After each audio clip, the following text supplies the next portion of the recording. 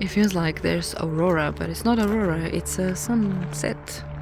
It's a pink sunset. Everything is so pink.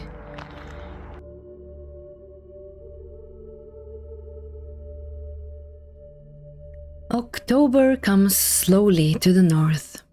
It does not arrive with the suddenness of thunder or the triumph of summer, but with the quiet certainty of an old friend returning from far away. You may not notice it at first. One morning, the mist lingers longer over the lake. The birch leaves shine like coins in a forgotten tale, and the wind carries a taste of something older, a breath from the edge of the winter. The forest changes its voice in October. The rustle of green becomes a sigh of gold. Each leaf that falls seems to tell a story, whispered as it drifts to the mossy ground. The pines stand unmoved, solemn sentinels, but the birches gleam, bright and trembling, as though they know their beauty is fleeting. Somewhere in the shadowed hills, a stream mutters to itself, rehearsing lullabies for the snow. Down by the lake, the world holds its breath. The water lies so still, it seems carved from glass, a mirror laid gently upon the earth. In its quiet depths, the trees gather, green pines, yellow birch, red rowans, their reflections trembling only when a bird passes low or when the wind sighs through the reeds. It is a place where time slows, where thought softens.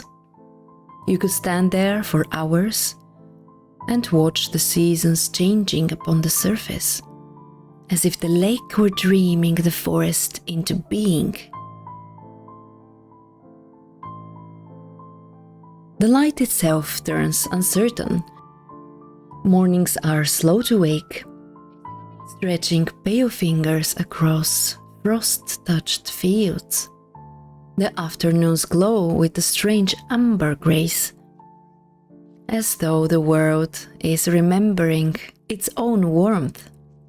But the evenings come early, holding the land as a soft blue hush. Lamps flicker on the distant houses, their light pools golden against the darkening dusk, and the red wood on the house walls, a small defiance against the dark. And the air, it tastes of smoke, of pine, of wood fires and endings. It carries a faint sweetness of apples gathered in baskets, and in the salt of the sea beyond the headlands. Sometimes it smells of rain, not the summer kind of rain that laughs and dances, but a thoughtful kind of rain that falls in silence, pattering softly upon moss and stone and pavement. In the village, people move a little slower, as though the turning of the year has slowed the very blood of their veins. Doors close gently, windows glow, inside there's warmth, and bread rising and the murmur of voices wrapped around another story older than memory. Someone will speak of the old ways, of the spirits of the forest, of the light that once danced across the frozen sky, of the wolf that followed a hunter home one winter and never left. And others will listen, because in October, here, even the skeptical heart knows that the world is full of things unseen.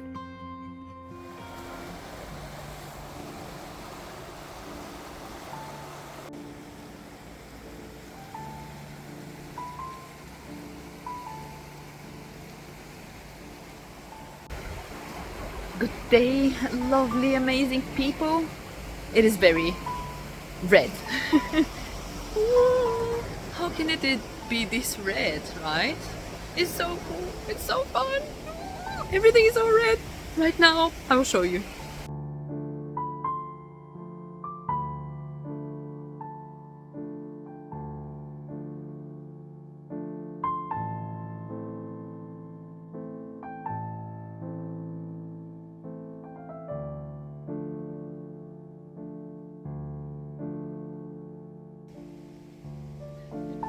How can it be so red?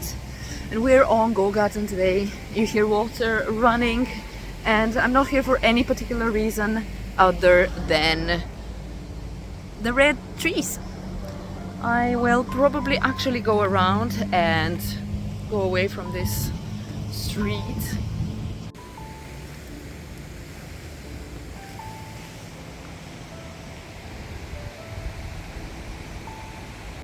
I'm so used to being quiet in my little village that here right now it seems and feels very noisy.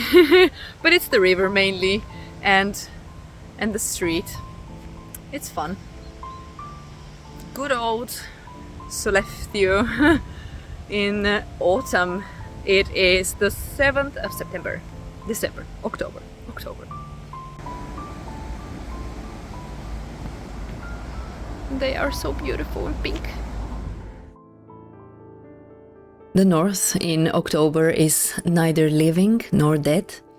It is the in-between, the pause before sleep, the breath before the first snow falls. You can feel it underneath your feet, a heartbeat deep in the earth. The moss is cool, cold even. The stones are ancient. And the silence between the trees hums like a spell half remembered.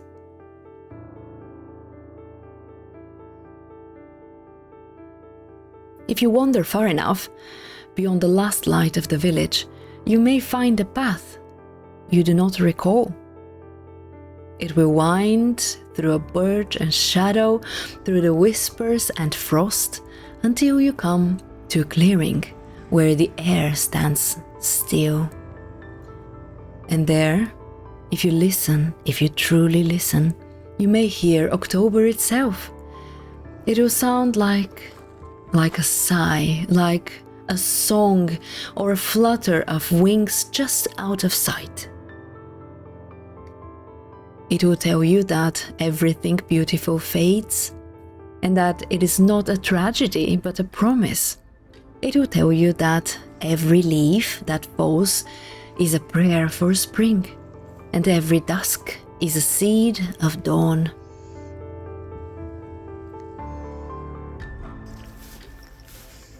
It will remind you that stories, like seasons, circle back into themselves, and that endings are only doors waiting quietly to be opened again.